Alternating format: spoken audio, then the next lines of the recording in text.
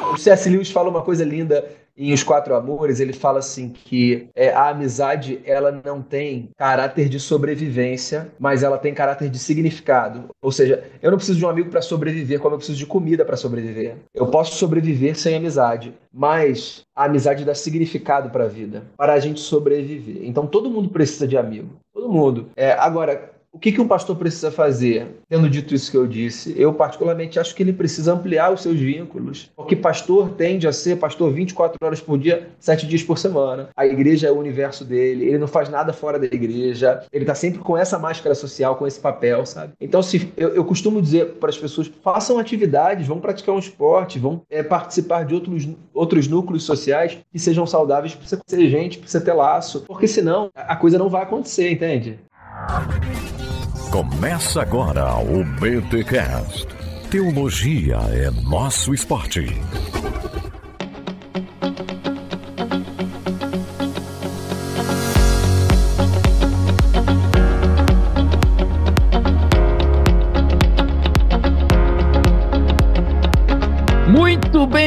Muito bem. Começa mais um BTcast, o de número 548. Eu sou Cacau Marques e o pastor deve cuidar do seu coração como um cantor cuida das suas cordas vocais.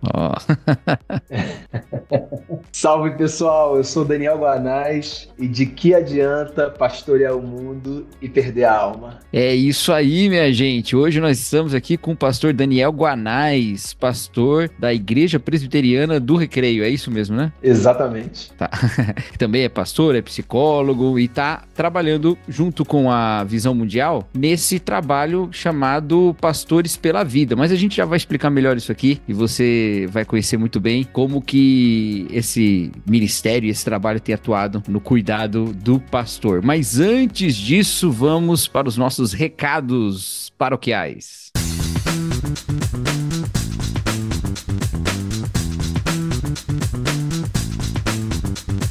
E nos recados paroquiais de hoje eu quero te lembrar que você pode ajudar o Bibotalk a ir mais longe sendo nosso mantenedor ou nossa mantenedora. Sim, você pode participar a partir de R$25, você pode participar aí do grupo de mantenedores e aí você nos ajuda muito. Participar do grupo privado no Telegram, onde a gente tem ali acesso direto às suas dúvidas, às suas contribuições, participações e tal, onde acontecem também sorteios de livros. Você também receberá conteúdos exclusivos e descontos em BT10, tá bom? E também, claro, aquela sensação boa de apoiar um ministério aí que já está há mais de uma década na internet divulgando boa teologia. A gente tem link na descrição aqui para quem quiser participar. Vem fazer parte do grupo de mantenedores do Bibotalk.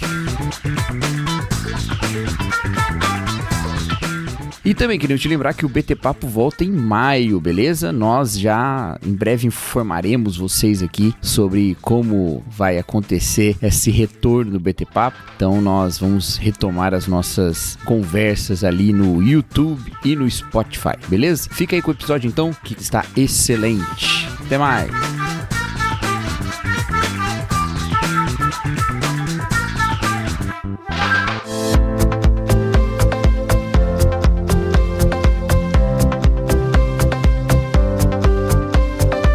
Gente, olha, não é fácil ser pastor, não sei quão próximo você é de algum pastor, mas não é fácil. Quem é pastor sabe as dificuldades que envolvem esse ministério. E para falar sobre isso, nós chamamos aqui o Daniel Guanais, que está junto da Visão Mundial nesse trabalho aqui, não sei se eu chamo de ministério, o que eu chamo, nesse serviço para a igreja brasileira chamado Pastores pela Vida. Daniel, esse trabalho teve um início importante e numa fase muito importante da história do mundo, né? Você pode contar um pouquinho pra gente como é que começou os Pastores pela Vida e qual que é o propósito desse apoio? Claro, salve, Cacau. Primeiro, uma alegria estar aqui com você, viu? Conversando sobre uma questão tão importante que é esse cuidado de quem cuida, né? O Pastores pela Vida é uma iniciativa da Visão Mundial que surgiu no meio da pandemia, porque a Visão Mundial percebeu que, por causa da pandemia, muitos pastores, pastoras, lideranças religiosas religiosas de modo geral, que tinham nas igrejas a sua principal fonte de renda e de sobrevivência, muitos ficaram sem recursos, sobretudo naquele momento mais crítico da pandemia, com prédios fechados, e a Visão Mundial criou o Pastores pela Vida como um projeto que visava assistir lideranças eclesiásticas nesse lugar de vulnerabilidade, né, nessa condição. E essa primeira fase do Pastores pela Vida cumpriu, então, um propósito muito importante nesse período crítico para muitos pastores, muitas famílias pastorais que enfrentaram a pandemia, como todos nós, né, com muita dificuldade.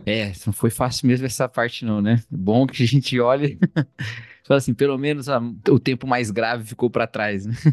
Exatamente. E é muito, muito legal que haja esse olhar também, até porque, né, Daniel, tem as estruturas denominacionais, elas mudam muito, né? E os apoios também denominacionais e eclesiásticos aos pastores são muito diferentes, né? Há denominações de igrejas que cuidam mais e há outras que não, e quando enfrentam dificuldades também como essa da pandemia, tem quem a enfrentou com mais ou menos apoio também, né? Você percebeu e percebe, assim, o cenário, como que tá o cenário do cuidado pastoral nesse nosso tempo aí? Pois é, Cacau, assim, essa questão do cuidado pelas vias institucionais das igrejas e denominações, ele cumpre processos burocráticos que às vezes fazem com que esse apoio chegue de forma mais lenta, né? Tem os benefícios da burocracia, mas também às vezes tem os efeitos colaterais, e essa velocidade mais desacelerada, às vezes ela se impõe no momento emergencial, como foi aquele momento crítico lá da pandemia. Às vezes outras organizações, como organizações do terceiro setor, proporcionarem esse tipo de cuidado, às vezes isso acaba chegando de forma mais rápida em quem precisa e em quem tem pressa, né? Acho que, respondendo a sua pergunta sobre o cuidado pastoral, porque a gente fala de uma gama mais ampla, né? Porque essa foi uma forma de cuidar lá no início do projeto, né? Agora a gente está numa segunda fase do Pastores pela Vida, em que o foco foi redirecionado para um cuidado mais de saúde mental, né?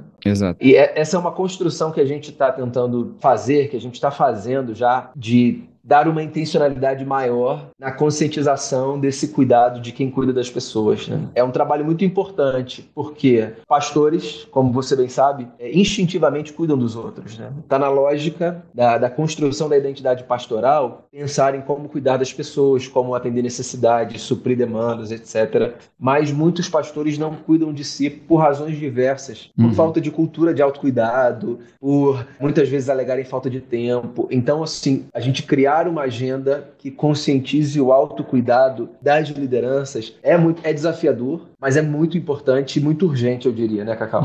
E isso que eu ia puxar, inclusive, né? Porque nós já temos uma cultura de negligência em relação ao cuidado da saúde mental, né? Independente da função, a cultura geral é mais negligente assim, né? Mas parece que existe, e um dos vídeos você inclusive fala isso, né? Que existe um reforço nessa cultura por causa de uma certa cultura religiosa, uma certa teologia que reforça a necessidade de nós nos percebermos como não necessitados desse cuidado da saúde mental, né? Como vencer esse desafio dessa cultura reforçada que a gente tem dentro das igrejas evangélicas, né? Das igrejas protestantes em geral, né? De dizer assim, não, isso aí Deus resolve, né? Isso aí, a gente tem uma suficiência doutrinária aqui para lidar com essas questões também. Como é que a gente faz para lidar com isso? Pois é, meu amigo, isso é um grande desafio. Eu costumo dizer que, assim, a sociedade está num lugar nessa questão do cuidado da saúde mental. A comunidade religiosa está algumas casas atrás nesse tabuleiro, e as lideranças eclesiásticas nas comunidades religiosas estão muitas casas atrás do membro comum da igreja, né? Então a sociedade já fala com uma clareza, o crente de forma geral, os membros das igrejas, eles vão cuidar de si, mas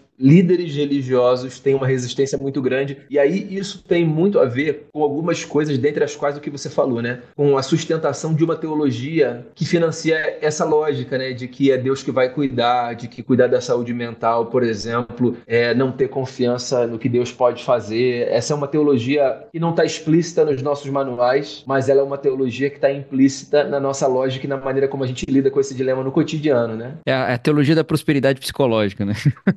Exatamente, tudo vai dar certo, né? Tudo vai dar certo. Ex- Vou ter abundância de saúde mental e o resto, o resto a gente corre exatamente, atrás, como o povo fala por aí, né?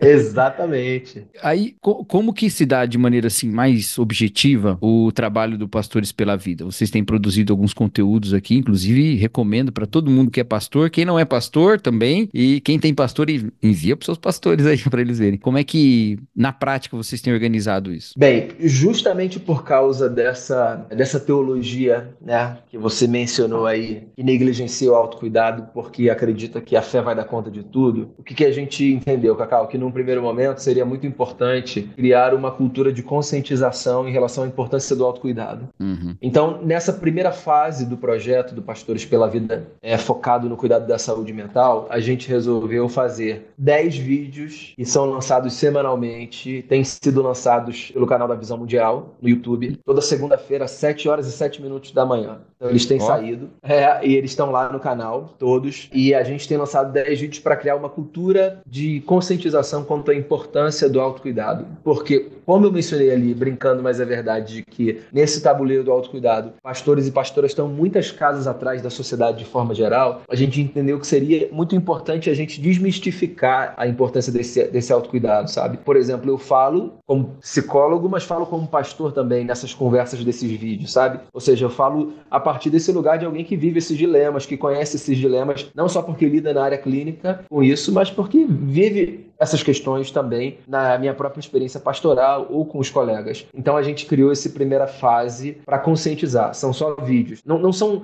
vídeos informativos, porque são muito mais vídeos de criar empatia e de dizer, olha só, tá tudo bem a gente passar por isso, precisamos falar sobre isso, entende? Então esse é um primeiro momento. A gente está construindo uma segunda fase, que é uma fase de conversas que vão acontecer. Então esses primeiros vídeos, 10 episódios, eles foram episódios que eu fiz sozinho, falando sobre temas diversos, e num segundo momento, a gente vai conversar, eu vou conversar com lideranças religiosas evangélicas, né? Todas dentro do protestantismo, mas de tradições diferentes dentro do protestantismo e de faixas etárias diferentes também, para falar sobre esses temas específicos com pares, né? Trazer alguém que tenha enfrentado dilemas nessa área e que queira partilhar, justamente para a gente reforçar essa ideia da importância de cuidar de si. E aí, num terceiro momento, a gente está construindo essa pauta da terceira fase, a gente vai construir uma ação mais prática para o oferecimento de cuidado, assim, a partir de construção de redes, conectar profissionais voluntários, lideranças que precisam de cuidado. Então essa vai ser a terceira fase mais prática. Primeiro, criar consciência,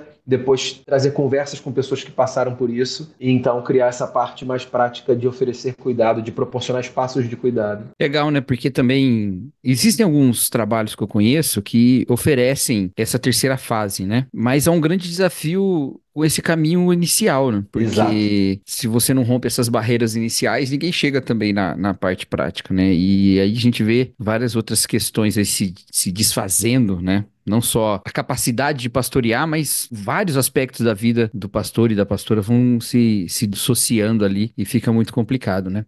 Daniel, uma coisa que eu ia perguntar é, a gente falou sobre essa teologia, em geral a gente deposita a produção de uma teologia em lideranças, em teólogos formados, né? Então, como essa teologia é parte dessa cultura de negligência da saúde mental dentro das igrejas, a gente acaba pensando pastores como vítimas, mas também como propagadores dessa ideia, né? Porque eles são os maiores responsáveis pela divulgação de certas crenças teologicamente embasadas, né? Aí eu tenho duas perguntinhas disso.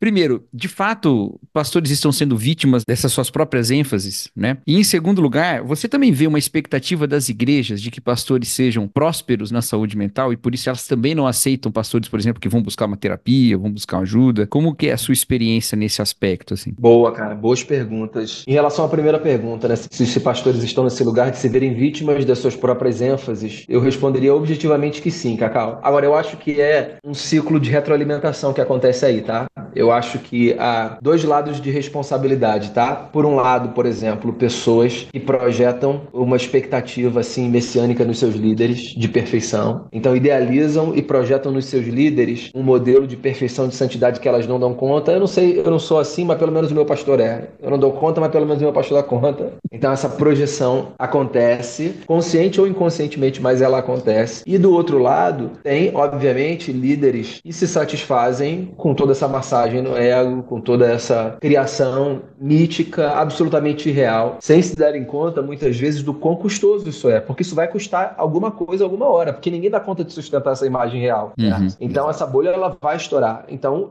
essas ênfases, elas são dadas, mas elas trazem de volta um preço altíssimo que essas lideranças precisam pagar, não tenha dúvida disso. E, geralmente, o preço é esse cansaço, esse esgotamento, ou uma frustração quando eles erram, um desapontamento. Essa preocupação, ela pode ser baseada em algumas experiências pontuais, mas aí, dando um pouquinho da minha bem menor experiência no assunto, né? Eu percebo que há também um outro lado de um reconhecimento das limitações pastorais quando há essa coragem de assumi-las, né? Não, realmente eu, né? Tô nesse limite e tal. E às vezes me parece que há uma visão sobre essas questões também, porque se eu não for forte, o ministério vai, né? Eu tenho que vender essa saúde toda, né? Como se o pastor pensasse que um pastor que busca ajuda profissional para saúde mental, ele é como um cardiologista fumando, né? Você pega, não vou mais no consultório dele. Mas o que eu vejo com bastante frequência, isso pode ser também por causa dos círculos de pastores com que eu me envolvo, mas eu vejo com bastante frequência igrejas sendo bastante acolhedoras com pastores que reconhecem seus limites, sabe? Quando há uma sinceridade, né? Aí tem também todo um trabalho de ambiente que se faz antes disso, né? Não adianta achar que do nada, né? Depois de ensinar a igreja a ser super julgadora, ela vai de repente ser acolhedora. Não vai também, né? Mas eu vejo isso acontecendo bastante, assim, como uma boa coisa nesse cenário. Sim, claro. Eu acho ótimo você falar disso, Cacau, sabe por quê? Porque às vezes muitos pastores não vão em busca de cuidado porque acham, por exemplo, que se admitirem que precisam de um cuidado pontual numa área específica, numa questão de saúde mental, que é o que a gente está falando, isso vai depor contra eles, né? Mas essa sua fala, ela é interessante porque ela só reforça um fato e você está coberto de razão, que é, no geral, as comunidades, sobretudo se forem saudáveis, se tiverem uma leitura lúcida da vida, elas vão criar mais empatia pelos seus líderes. E sabe o que vai acontecer? A gente vai ter mais possibilidade de construir relações pastorais que sejam humanizadas e que não sejam míticas, porque a gente precisa admitir que todos nós somos humanos, inclusive os nossos líderes, né? Então a gente tira um peso dos ombros quando a gente admite a nossa humanidade. Então se um pastor, um líder chega e diz assim, ó, eu preciso dar uma desacelerada, eu preciso de um cuidado, eu preciso procurar um médico, um terapeuta. Se ele tinha esse temor, ele pode olhar e dizer assim, opa, então eu não preciso mais fingir que eu não preciso disso, porque a minha comunidade vai entender e vai me ajudar. É libertador, né? Cara, e isso é muito verdade mesmo, né? Que acaba sendo um apoio dos dois lados, né? Porque também a gente assume uma certa responsabilidade também de realizar algumas coisas que não são nossas. Não é só assim, de uma certa perfeição moral, que isso é uma coisa clássica na exigência pastoral, né? Também não é só uma robustez, né, de alma, mas é também isso de, não, eu tenho que ter resposta pra tudo. A gente tem essas experiências, né? De alguém te ligar assim, pedindo, pastor, você acha que eu devo vender aquele terreno? Eu sei lá, eu entendo de mercado imobiliário agora. Mas, exatamente. Mesmo assim, nesse processo, a gente acaba assumindo coisas que não são nossas. Algumas questões de saúde mesmo. Nós não somos profissionais de saúde, mas a gente acha que às vezes, né? Ou orientações em termos, às vezes, de certos debates contemporâneos que a gente não tem informação pra fazer, mas faz. E isso acaba colocando sobre o pastor uma série de cargas. E aí, quando ele vai e confessa, ei, gente, tem esse limite também, você também abre para que pessoas mais capacitadas para lidar com os problemas da própria congregação façam parte dessa saúde, né? E isso é uma coisa muito legal também. Então, tira um peso dos ombros do pastor, né? E abre também uma porta... Ele não precisa dar conta de tudo, né? Exatamente. E abre uma porta de cuidado também. E até uma relação um pouco mais humana também, né? Porque você não tem mais esse desnível de qualidade, né? Não, o pastor é de uma outra qualidade. Não, gente, a gente é da mesma qualidade aqui. A gente pode caminhar nisso, construindo as nossas relações aqui e ao redor das escrituras, né?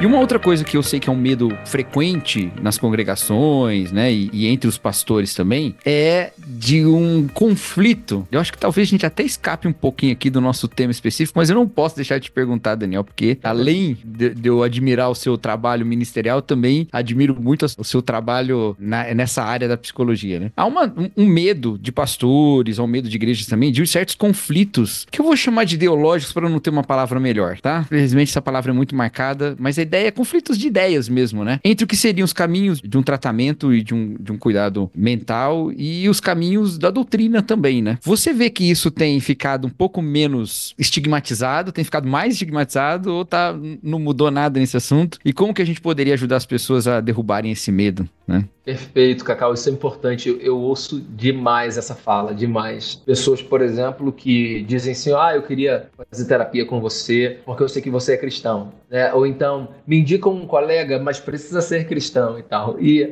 eu entendo um pouco essa preocupação das pessoas, mas numa certa medida, vou explicar por que eu acho que essa preocupação não deveria existir. Eu acho que o que está em jogo aí é uma questão ética. Por quê? Porque, em tese, do ponto de vista ético, o profissional, ele não está num consultório psicoterapêutico para orientar pessoas em relação a temas. Ele está ali para reverberar as questões que a pessoa traz e dar à pessoa a possibilidade de refletir sobre a vida por si. Por exemplo, eu gosto de fazer essa distinção entre gabinete pastoral e clínica psicológica, né? Num gabinete pastoral, o pastor é convidado para opinar. Ele faz um juízo moral sobre as coisas. Então, o pastor, nessa relação pastoral, ele tem liberdade para dizer, eu penso isso, eu penso aquilo, sem aquele peso que você trouxe ainda há pouco de ser o detentor das respostas, né? Isso leva a um esgotamento emocional e um esgotamento ministerial, né? Tem um episódio que a gente fala sobre isso, sobre esgotamento ministerial. Isso leva a um desgaste, a um esgotamento. A gente não tem que saber de tudo. Mas o pastor, ele está nesse lugar de poder opinar e de fazer juízo, dizer, isso é certo, isso é errado, na linguagem religiosa isso é pecado, isso não é. O psicólogo, ele não está nesse lugar. Então, em tese, não deveria haver essa preocupação de qual é a confissão do psicólogo, porque ele não está no lugar de orientar a pessoa no caminho que ela deve seguir ou não. Ele está no lugar de ajudar essa pessoa a se escutar e, consequentemente, se compreender melhor, e ela que vai fazer as leituras por si. Mas eu entendo esse temor das pessoas, eu acho que, em parte, ele tem a ver com ignorância em relação à ética profissional e à conduta clínica, né? Então, assim, o que eu costumo dizer é, se o profissional é um profissional que trabalha com ética, ele não vai misturar essas questões, de modo que essa preocupação ideológica, ela não deveria estar em pauta. Mas eu estou trabalhando no campo do Intese aqui.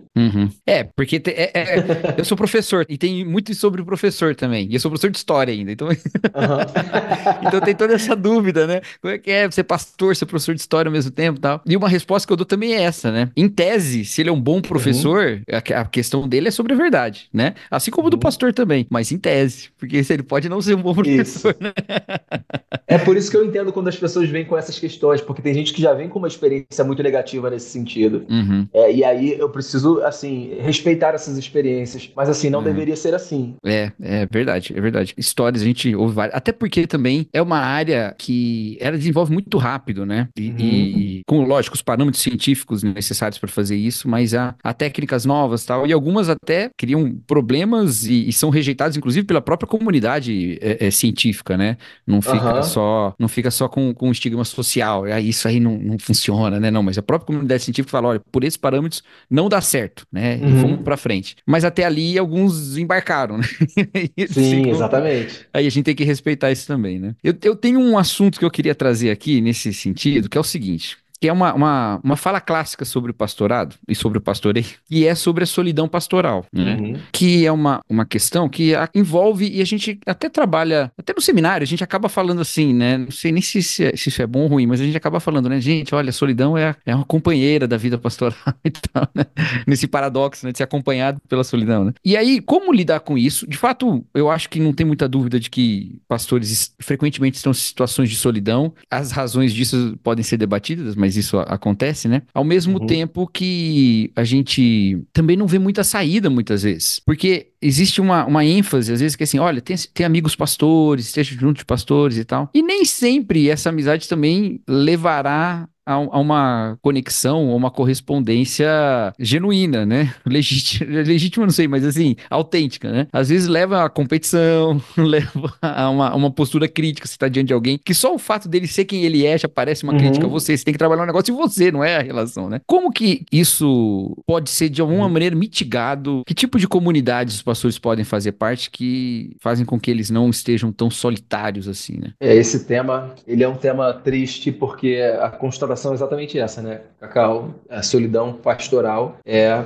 uma marca da jornada de boa parte dos pastores. A gente tem um episódio nessa primeira fase que a gente fala exatamente sobre isso. sobre solidão pastoral, porque essa é a grande ironia, né? Pastores estão o tempo todo cercados de pessoas, mas pastores são sós mais do que a maioria das pessoas. E eu acho que isso tem a ver com algumas coisas. Vou elencar algumas aqui, tá? Cacau, muitos pastores só se relacionam com pessoas da sua própria comunidade de fé, ou seja, não tem nenhum vínculo social fora do seu núcleo de pastoreio. E aí, a reboque, no seu núcleo de comunidade de fé, é desproporcional. A demanda que eles recebem é muito mais do que eles têm para oferecer como demanda sua própria, entende? Então, assim, pensa que uma relação de amizade é uma relação de via dupla, né? De troca de demandas e de suprimentos de demandas, assim, né? Relacionais. Mas numa comunidade pastoral, as pessoas veem o pastor como aquele a quem elas vão. Então é um negócio muito desbalanceado. Então, se o pastor ou a pastora ele só tem vínculos sociais dentro da comunidade, e se naturalmente a comunidade ela é formada por essa cultura de eu vou ao pastor para que ele me dê o que eu preciso, porque ele cuida de mim, quem cuida desse cara nesse núcleo onde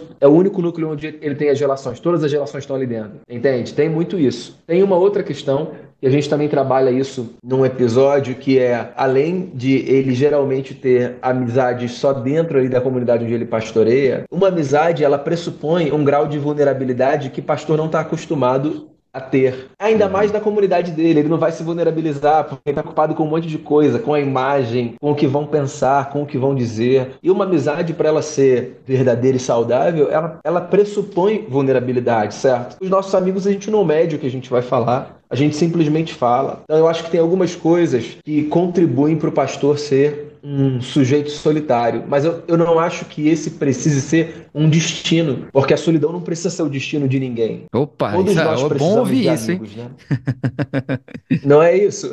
Não precisa ser. O C.S. Lewis fala uma coisa linda em Os Quatro Amores, ele fala assim que a amizade ela não tem caráter de sobrevivência, mas ela tem caráter de significado. Ou seja, eu não preciso de um amigo para sobreviver, como eu preciso de comida para sobreviver. Eu posso sobreviver sem amizade, mas a amizade dá significado para a vida. Então, quando ele fala dos quatro amores, a amizade é um tipo de amor que dá significado para a vida, ainda que ele não precise existir para a gente sobreviver. Então, todo mundo precisa de amigo. Todo mundo. Agora, o que um pastor precisa fazer? Tendo dito isso que eu disse, eu particularmente acho que ele precisa ampliar os seus vínculos, porque pastor tende a ser pastor 24 horas por dia, 7 dias por semana. A igreja é o universo dele, ele não faz nada fora da igreja, ele está sempre com essa máscara social, com esse papel, sabe? Então, eu costumo dizer para as pessoas, façam atividades, vão praticar um esporte, vão participar de outros núcleos sociais que sejam saudáveis, precisa ser gente, precisa ter laço, porque senão a coisa não vai acontecer, entende? É realmente, né? Eu gostei muito disso que você falou, dessa máscara, né? Que acaba pra nós, às vezes, é uma palavra que às vezes a gente soa como, né, falsidade e tal, e não é, na verdade, é de um personagem, né? E é um personagem exatamente. Então, assim, essa amizade às vezes pressupõe até um despirce, né? E isso leva tempo também. Você não vai encontrar uma pessoa do nada assim, não, aqui eu não preciso ser pastor. Não, você vai levar um tempo, porque pra ser amigo também vai um tempo, né? E às vezes a gente não tem nem esse tempo, nem essa paciência, né? Tempo a gente pode fazer, dá pra arranjar, né?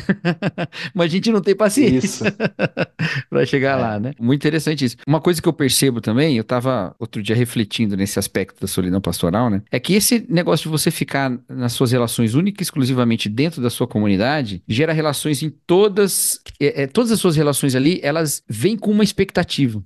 O que é amizade, toda amizade tem uma expectativa, mas é de outra natureza, né? Porque há um acordo tácito ali de que um vai participar da vida do outro de maneira mais ou menos proativa, assim, né? Mas tem esse desequilíbrio que você falou. A expectativa tá sobre o pastor, né? E por mais gostosa que seja a relação, mais amável que seja, mais carinhosa, gentil e até mais leve que seja, aquele fantasma da expectativa fica ali em volta, né?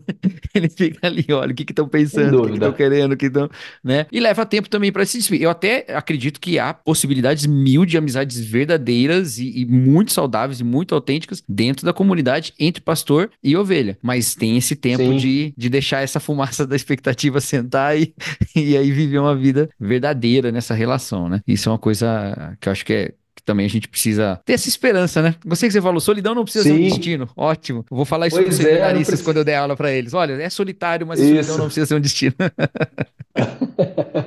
Exatamente, exato. E só para reforçar o que você disse, porque eu acredito muito nisso, Cacau. Eu tenho amigos meus dentro da comunidade que eu pastoreio, amigos de vida. Mas o que eu tô dizendo é que é o que você falou quando você falou das máscaras que a gente costuma ler de uma perspectiva negativa, né? Na psicologia a gente vai chamar de papéis sociais ou de máscaras sociais ou de personas, né?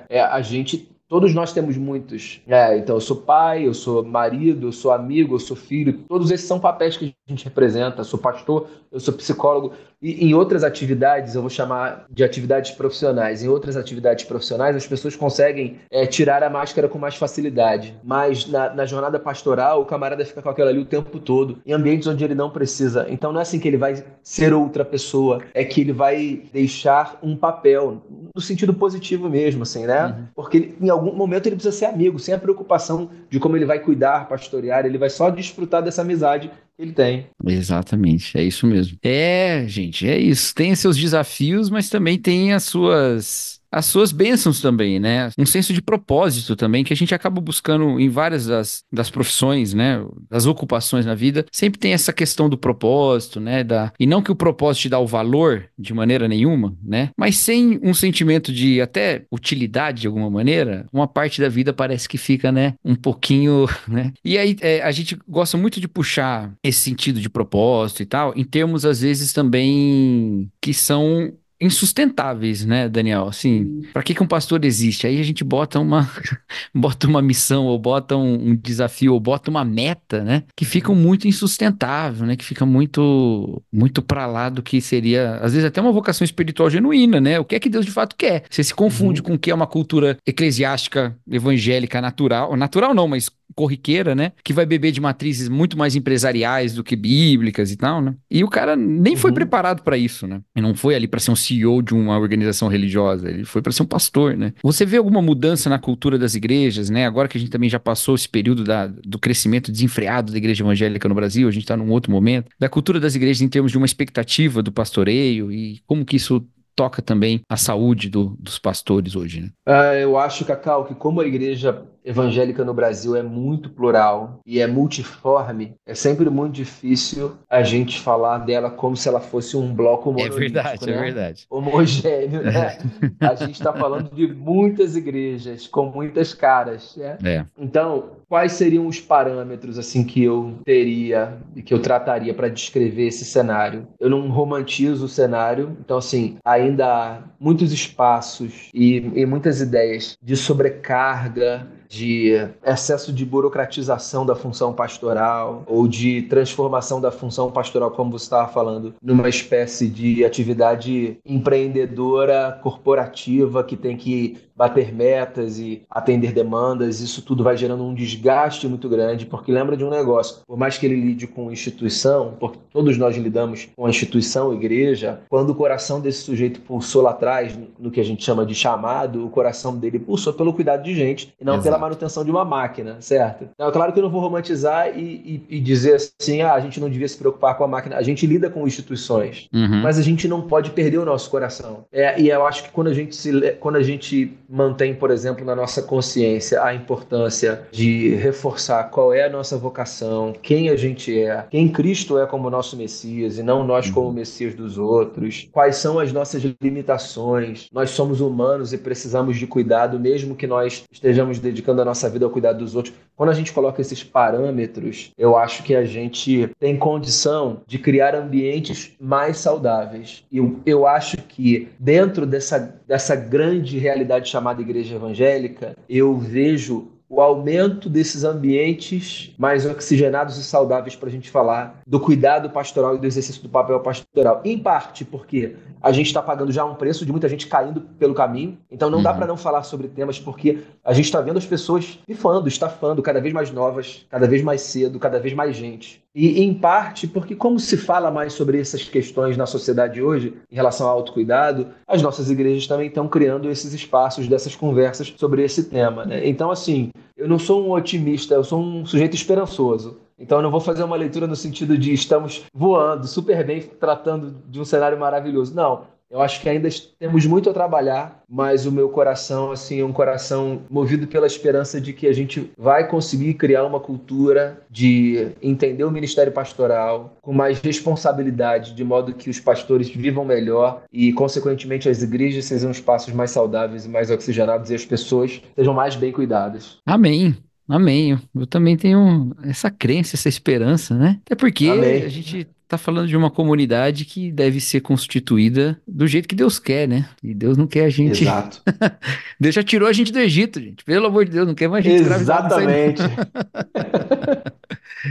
Daniel, valeu, cara. Que papo legal. Tanto insight aqui, tanta coisa boa pra gente degustar, aprender, ouvir de novo, né, pessoal? Tem que ouvir de novo aqui pra tirar tudo de bom. Nada ficou muito complicado, porque o Daniel tem essa facilidade de falar as coisas de maneira clara, mas é muita coisa e você vai se pegar num ponto aí na primeira audição, na segunda você vai pegar outro, porque tem bastante coisa pra gente refletir. Muito obrigado, Daniel, Visão Mundial, obrigado por esse trabalho. Eu agradeço como crente e como pastor, né? Porque acho que realmente isso é muito importante. Deixar um espaço aqui para você falar aí, incentivar o pessoal a participar aí do Pastores pela Vida. Fica à vontade aí. Maravilha, Cacau. Primeiro, eu que queria agradecer por esse espaço, pela possibilidade da gente conversar sobre isso. Eu acredito demais nesse projeto porque eu acredito na necessidade da gente se cuidar para a gente viver melhor, para as nossas famílias serem mais saudáveis e as nossas comunidades. Então, assim, nós precisamos falar cada vez mais sobre isso, cuidar de si é bíblico, é teológico, a gente tem amparo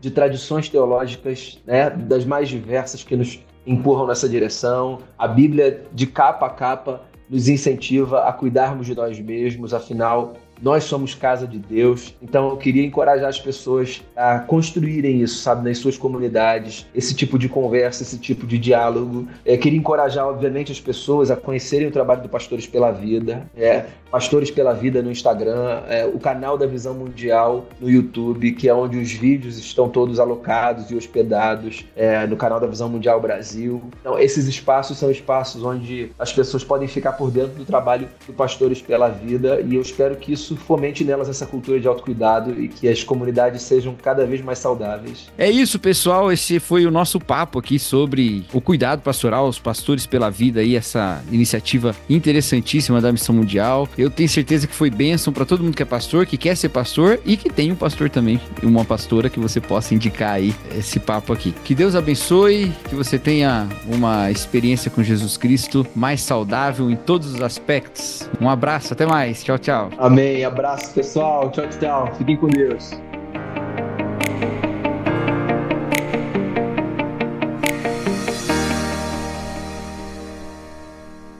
Este podcast foi editado por Bibotalk Produções.